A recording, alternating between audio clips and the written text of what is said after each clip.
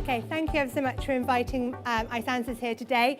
Might look a bit strange. In the show guide, it says it's Keith Erry that's going to be presenting. Unfortunately, he's been called away, so I'm afraid you're stuck with me. I hope that's okay. As for the last question, with regards to innovation in healthcare, definitely so, and it's the way to go, and we'll tell you a little bit more about that now. So in 2012, a clinician asked to meet Isansys to discuss how we could help her monitor her patients more closely. She wanted to transform the way her patients were cared for, not only in the way they were monitored, in the way they were able to predict a child's deterioration so they could act faster and prevent anything bad from happening. So we worked closely with this clinician and her team to develop a patient monitoring platform which would not only monitor these patients continuously and in real time, but one that had an early warning score built into it so that could be acted on immediately. This was the launch of the Patient Status Engine, the country's first supercomputing wireless digital healthcare platform. This is a platform that cuts the time for data collection and analysis down from 5 minutes per patient to around just seconds per patient. Through the development of this wireless technology, these nurses at this hospital are now connected to the data. It's giving them real-time visibility for their patients' health status at all times. It's allowing them to treat their patients proactively for the first time ever. It's automatically calculating early warning scores to enable faster detection of deterioration and escalation of care. And it's offering reassurance, mobility, and freedom for the patient. This is the promise of what digital technology can offer healthcare, and it's starting to come to life in a meaningful way. The most important part of this story, though, is that the fact that this patient monitoring platform is actually making patients' lives better and healthcare staff's life easier. The healthcare teams now have precise information about patients much earlier than they've ever done before. This is what the convergence of new technology can do to enhance the delivery of healthcare services. This convergence will positively change many of the current problems we have in getting the right care to the right people at the right time. And without it, this technology would be useless and completely unusable. The company that's done all this is Isansys Lifecare. We're based in Oxfordshire, and our focus has been based on clinical need, and every part of what we do is focused on healthcare professionals being at the forefront of it. As you'll be aware, healthcare today faces many challenges. With the relentless rise of chronic conditions, diabetes, heart disease, and obesity epidemic, and many more problems, we need to start to look at healthcare in a very different way. We need to support the healthcare services, because if we don't, costs are going to rise, and or even worse, we'll see the collapse of the healthcare service altogether. Already we're hearing problems, and every day there's stories that highlighting just how severe the problem is. These are NHS numbers. 1 patient in 10 is harmed in hospital as a result of care. Last year, 1.2 million reported care incidents has happened. That's adverse events, things going wrong in hospital, up from the year before. In addition to that, 12,000 avoidable deaths in hospital in the UK every year. These figures are real. These figures are shocking. The costs of this are very high. 2.5 billion is spent in extra hospital bed days alone, and 1.2 billion is paid out in clinical negligence. This is a huge chunk of the NHS budget, and it's kind of wasted money because we can do something about it.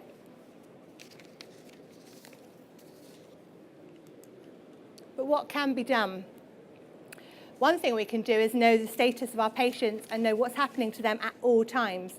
This is really important, and there are ways of doing this. You can monitor your patients more closely, more accurately, and if you build into that a predictive element like the early warning score, then you have a complete way to be alerted if something goes wrong. Another thing you can do is to reduce the number of patients in hospital. This is either by reducing a patient's length of stay and providing alternative ways for them to be looked after at home, or to keep patients out of hospital in the first place. We've taken these points and developed a patient status engine. This works on the basis that if you can measure something and you can measure it accurately enough and with high enough resolution, you can model it. And if you can model it mathematically, then you can make a prediction. If you can make a prediction, you can then take an action. And if you can take an action, then you can start to intervene and to do something faster about it before it becomes a big problem. This is a controlled loop, and it works very, very much in that way within the healthcare industry. And it works by converging technologies to make a complete system. We measure patients' vital signs with wireless wearable sensors. We model by analysing this data coming through the system. We predict by machine learning, and this enables healthcare professions to act earlier and faster. This is what it looks like. The patient status engine is a complete end-to-end wireless patient data capture and analysis and delivery platform. It's a Class 2A medical device, fully regulated.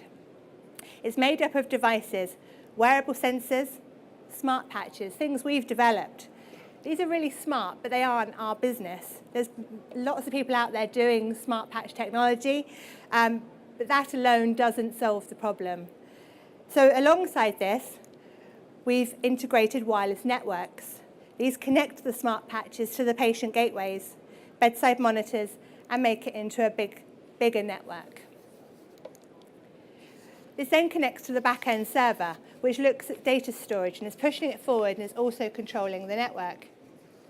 It's really easy to make one smart patch and collect ECG or something on a mobile phone, but it's a real challenge to make hundreds of millions of these and to put them into a network and make them scalable. If you don't do that, you've just got a toy.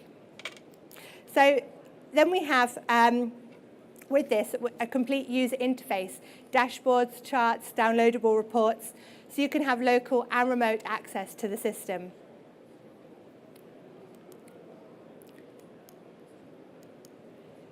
So what does it measure? The wearable patches collect 6 vital signs continuously and in real time: heart rate, respiration rate, temperature, oxygen saturation, blood pressure, and coma pain score. Nurses can also add other things into it, which are very difficult to automate, like consciousness scores. The patches are smarter than that. If you want ECG, you can then also request it. When we developed this, we didn't, first of all, have ECG signals on the system. And the doctors and nurses were like, where's the ECG? And we said, well, you don't really need it. But we found out that they like to eyeball these signals, find comfort in them, and so we added that one in as well. What we're measuring here is every beat. We have continuous heart rate variability, where we're using in a number of different applications globally. We're working in Norway, Denmark, we've got hospitals in the UK using it, Germany, India, Singapore, and we're about to go into the US. This is a very smart system, gathering and processing data and actually being used globally to care for patients. This is what it looks like in the configuration. At the patient end, we have the sensors, we have the gateways picking up the data, transmitting this data via some kind of Wi-Fi to the network. And at the back end, our lifeguard server is open. We have an open API. We're not trying to hold onto any of this data. At the moment, it's being kept behind all the firewalls of the hospitals themselves. This doesn't work. So what this means is that integration into a hospital is really fast. It's very simple, and it's very easy to use. We don't expect the hospital IT departments to know how to do everything and to connect every one of the gateways, and so they can just connect across a single API. Any IT people out there will know just how easy this can be to do. So this can be either used as a system by itself for hospitals who don't have any hospital IT, or it can be integrated in the hospital IT network. But then what happens if you want to extend that care outside of hospital? Do you have to change the system? No, you don't have to change hardly anything. The back end stays the same, as you can see, and all the data is coming in. The front end stays the same. The patients at home wear exactly the same devices, the wearable patches, and they have exactly the same gateway configuration, maybe presented a little bit differently. The gateway, by the way, is an off-the-shelf tablet computer, We do this to use economies of scale. It's the consumer electronic industry bringing down costs so we can push this through the regulatory process and actually make it possible in healthcare to be monitoring patients in this way. So that's the patients at home. The only thing that changes is the network connection. So by engaging with these hospitals initially, the patients are there, they're associated with their care teams, and they can go home. And it's a really important aspect of this. None of us want to be in hospital. Why would we these days, day and age? We don't want to be wired up to our beds, unable to go to the toilet or do whatever we want to do. We want to be able to walk about, we want to go home, we want to get better and not be in hospital. One of the users of the patient status engine is the Birmingham Children's Hospital. Dr. Heather Duncan, the lead on the RAPID project there. This is a big system we've been running over the last 2 years. Here we've monitored more than 1,000 children to develop new patient pathways based on this wireless technology and wearable sensors. Dr. Heather Duncan has been quoted saying that this is the obvious way to go, whilst the families involved believe it's offering them a normal way of living. Many of these families have been in hospital since the day they were born. Without this sort of technology, the parents and families wouldn't be able to bond with their children the way they would be otherwise. One of the quotes as you can see up on the screen, is Caleb's been through a lot, and having the life touch on him means there are less wires around, so we can actually be a parent to him. And I think that resonates with a lot of us who want to look after our children and make sure that they're on their way home. This hospital isn't going back, by the way. They're not going to go back and start putting cables back on their children. Why would they? We have done sufficient work here to show that this is becoming a new standard of care, and everything about this is at this new wireless level. Forget about the big data stuff, the digital elements. Everything about this shows it's the way forward. It's making everybody's life better and easier. We're also using the platform at the Royal Free Hospital in London for patients with advanced liver disease. Here, we're working on identifying those patients most at risk. We're working at the Queen Elizabeth Hospital in Birmingham, monitoring cancer patients recovering at home from chemotherapy. Here, we're looking for early onsets of sepsis, and in the Life Science magazine, just at the front here and on various chairs, there's actually an article in there about our work on sepsis if you want to find out more about it. And we're working globally. One hospital, the Sorlandet Hospital in Norway, is using the patient status engine for advanced notice of deterioration in all of their adult patients.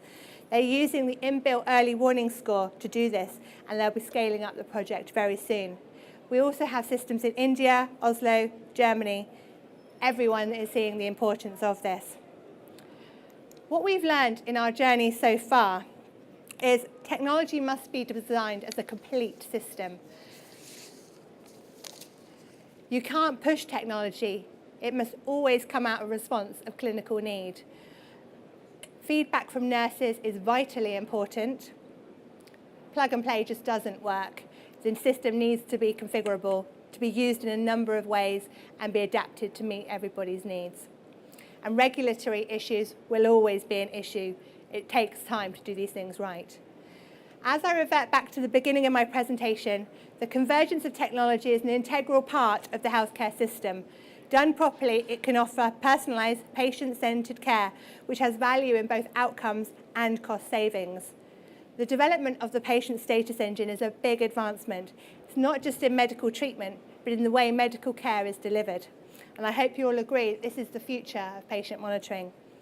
I'm now going to show you a short video of the PSE in action at Birmingham Children's Hospital.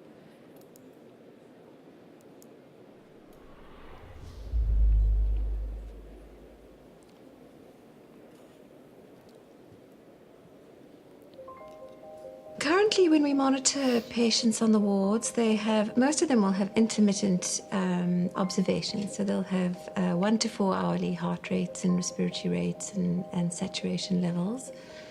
And what we're worried about is that patients actually can deteriorate in between those observations. So what we'd like to do is to have monitoring of patients more continuously. The Life Touch sensor and the patient status engine, they help us to do that. The idea of having sort of wireless monitoring end-to-end is the way forward. It's the obvious way to scale safer care so that you have lots of cheap reusable sensors and very few expensive monitors. That is obviously, and those economics will hold true in any environment. And but this gives us the opportunity for us to offer it to more children. So that we can catch those moments when they are deteriorating and intervene. We don't want any avoidable cardiac arrest or death in hospitalised patients. Fortunately, those events are fairly rare, but we need to extend our monitoring in order to capture those rare events. So yes, it could be the difference between life and death. There's no problems with loads of wires hanging out. So it's more comfortable and nicer for parents to actually pick up their child. I mean, having the live touch on him will be obviously less wires. It'll be easier to manoeuvre him as well, and to be a parent, to pick him up and put him down and just to play with him. So it's a cracking idea. Children themselves, if you ask them, they want wireless monitoring. Okay, they don't want to be wired up to monitors. They want to walk around. They want to go to school, go to the playroom, go to the canteen. You know, they want to be really mobile. These technologies have the potential to help the system bring these benefits to more and more patients, so that fewer people have to go to hospital, have to queue, have to go through the system, and we can develop more healthcare from home, more telemetry, more Skype, more wireless, and allow patients with non-acute conditions to be monitored more conveniently and to take more responsibility for our own conditions. Well, this project is a great example of how we join up the support we provide at Department of Business through Innovate UK's support for this company and this wireless technology, and the support we provide at the Department of Health through the National Institute for Health Research. It's joined up government across business and Department of Health, and the support that Innovate UK provide to emerging companies and technologies is crucial if we're going to make sure that we have here in the UK these technologies developed for us to use in our health system. Well, I hope you found that interesting. Thank you ever so much. If there are any questions on anything I've brought up today, or you want to speak to Keith Airy directly, then just let me know and I can arrange that for you. Many thanks.